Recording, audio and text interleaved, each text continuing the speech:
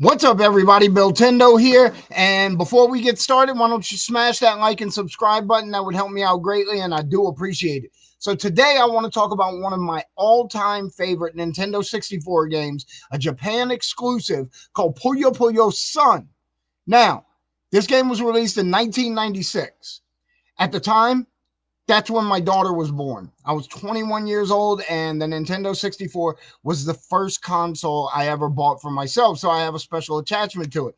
I didn't get into playing Japanese imports until I got older, but this is one of those Japanese imports that just about anyone can jump in on and enjoy. Also, it's really cheap, even for an import. It's cheap. It's $5 to $10, and you can make almost any Nintendo 64 play Japanese games very, very easily. Free if you want. $10 will make it easier, but that's neither here nor there.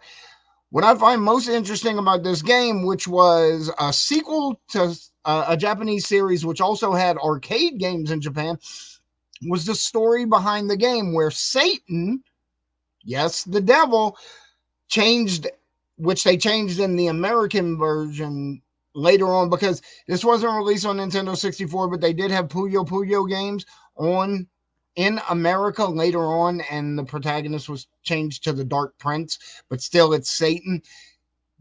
The story behind this game is kind of crazy because the plot is he made the sun giant and extra hot so that women in bikinis would have to hang out with him. They wouldn't want to wear full clothing. They would want to be on this tropical island with him in bikinis. So that was kind of the plot of the game. Now, when we talk about what kind of gameplay was it? Well, to me, it's always been a Tetris style puzzler where pieces fall from the top and you shift them around and get them to land where you want them to land.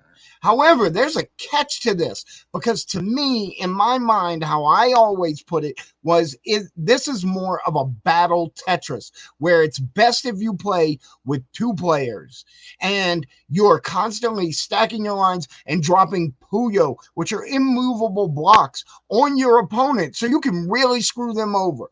Think of yeah, I don't know. It's a battle Tetris type game. You can really screw over your opponent. You're not just knocking out the lines the fastest. You're giving them immovable blocks that they have to try to get around.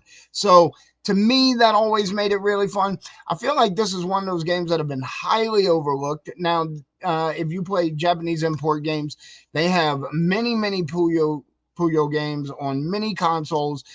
They started coming to America at some point, I believe around the Wii era, although I could be wrong. I know they had them on PlayStation 2 Japan back in the day, but I don't know every PlayStation 2 American game because that's literally like 2,000 games. I know a lot of them, but I don't know all of them. So if you get a chance to check out Puyo Puyo Sun, you definitely should. It is a phenomenal game, and it gets in your head like playing Tetris gets in your head. You just want to play it and play it, and it's best if played in two-player mode. So enjoy this. Like and subscribe, guys. Definitely check this game out. Matter of fact, I might, maybe, I'm not 100% certain. I might have it on my website, billtendo.com. Maybe not. Sometimes I do, sometimes I don't. It sells out pretty quick because I'm always telling people you should play this game. So you guys check it out. Enjoy Puyo Puyo Sun. If you can't find it anywhere to buy it, emulate it. It's a great game. You'll enjoy it. Thanks.